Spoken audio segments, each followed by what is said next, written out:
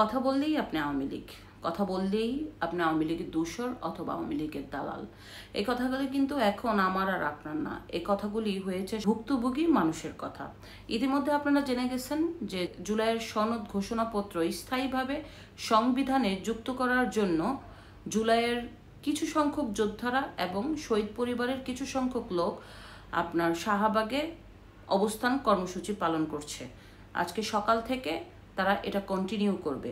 তো বিষয়টা হচ্ছে যে ওইটা একটা ব্যস্ত এলাকা, আপনারা জানেন যে ওইখানে হাসপাতাল আছে 2-3টা। আগে থেকে কোনো রকম ঘোষণা না দিয়ে হঠাৎ করেই এই জুলাইয়ের সনদ ঘোষণাপত্রের আন্দোলনের যে কর্মসূচি, এতে কিন্তু অনেক সাধারণ মানুষের জনজীবনে একটা অশান্তি নামিয়ে আনছে। এরা তো অন্য কথাই বলবো, কত কেউ প্রতিবাদ করলেই দর্শক, কথা বললেই আওয়ামী লীগ, বললে বাপের রাষ্ট্র, কথা বললেই আওয়ামী লীগ। আপনারা মেন গেট বন্ধ করবেন, আপনাদের কে শিখেছে ট্রাফিক? হ্যাঁ, আপনারা মেন গেট বন্ধ করবেন, পুলিশের জন্য আপনারা আটকাইছেন। আকাশর বন্ধ হয়ে গেছে, ওই পাশটা পুরো ব্লক মারা, ওই পাশটা ঘুরা 1 ঘন্টা লাগে, এদিক দিয়ে আসলাম, এদিক দিয়ে রাস্তা বন্ধ, যাইতে দিতেছে না, তো পাবলিক চলবো না। হ্যাঁ, আরে আপনি জনগণ, আমি দেশের জনগণ, আপনি এই দেশের জনগণ, আমি দেশের জনগণ। কেন আমি আওয়ামী লীগ,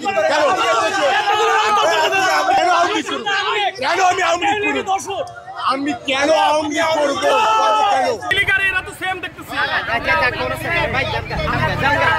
কোন দিকে যাবেন?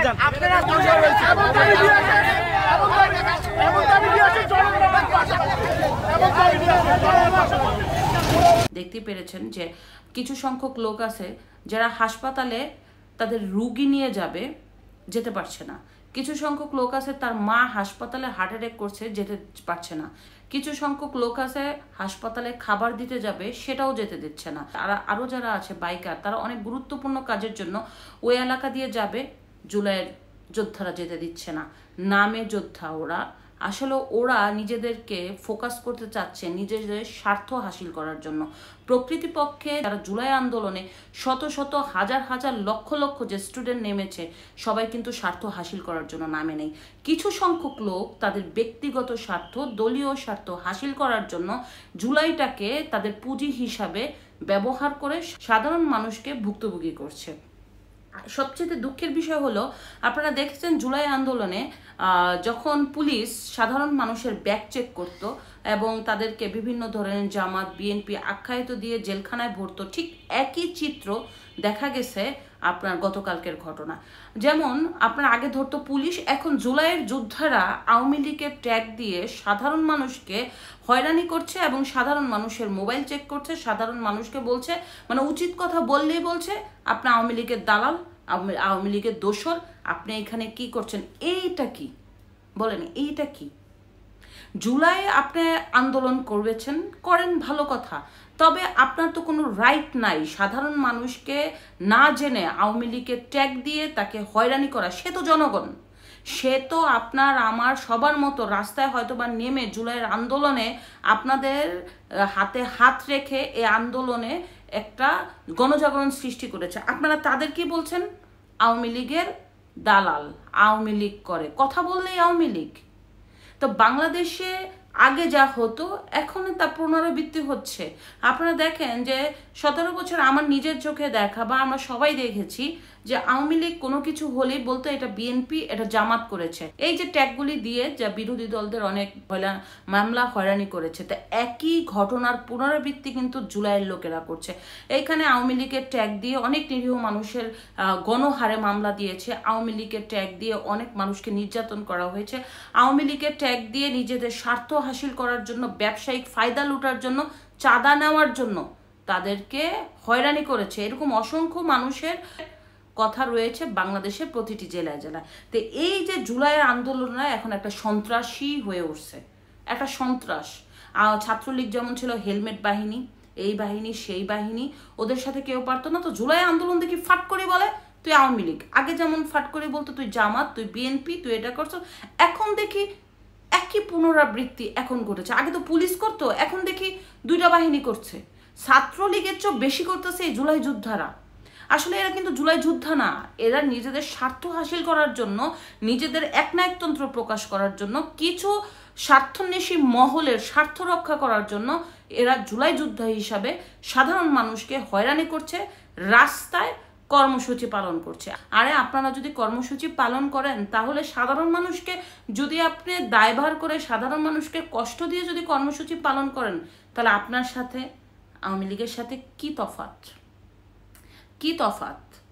এখন দেখবেন জুলাইয়ের আন্দোলনের জন্য বসছে, এখন সরকার বলবে আরে অনেক বড় ছাত্র জনতার মিটিং হয়েছে। আসলে ছাত্র জনতার মিটিং না, আর রিয়েল ছাত্র হলে তো শাহবাগ ভরে যেত।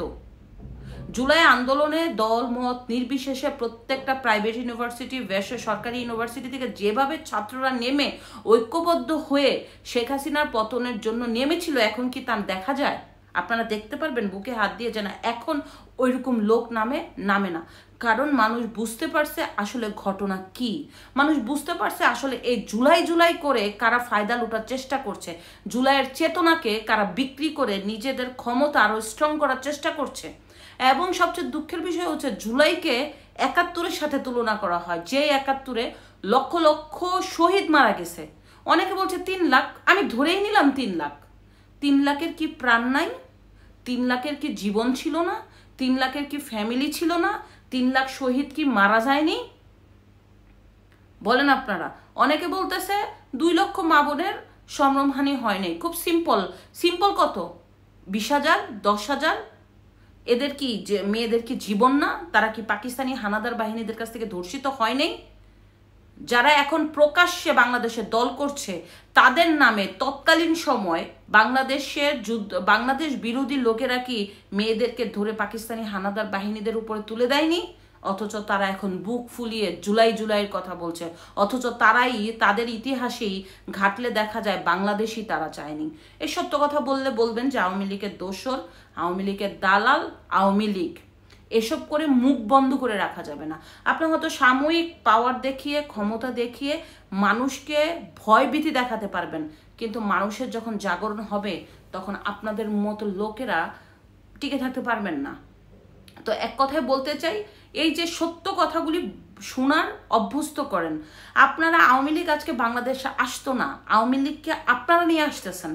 প্রতিনিয়ত আওয়ামী লীগ করতে, মানে আওয়ামী লীগ যাতে আপনাদের একটা ভয়ের কারণ হয়ে গেছে। প্রত্যেকটা টিভিতে আওয়ামী লীগ, প্রত্যেকটা সময় আওয়ামী লীগ, প্রত্যেকটা সেকেন্ডটা আওয়ামী লীগ। এই যে আওয়ামী লীগ না করে দেশের উন্নয়ন করতেন, কর্মসংস্থান করতেন, মানুষের নিরাপত্তা দিতেন, প্রশাসনের সঠিক করতেন, বিচার বিভাগের স্বাধীনতা দিতেন, আইনের শাসন প্রতিষ্ঠা করতেন, আপনার দ্রব্যমূল্যের নিয়ন্ত্রণ করতেন, মানুষের অর্থনৈতিক অবস্থান ভালো করতেন। আওয়ামী লীগরে মানুষ আগামী 50 বছরও বাংলাদেশ আসতে দিত না, আগামী 50 বছরেও না। এখন সবাই ম্যাক্সিমাম লোক বলে আগেই ভালো ছিলাম।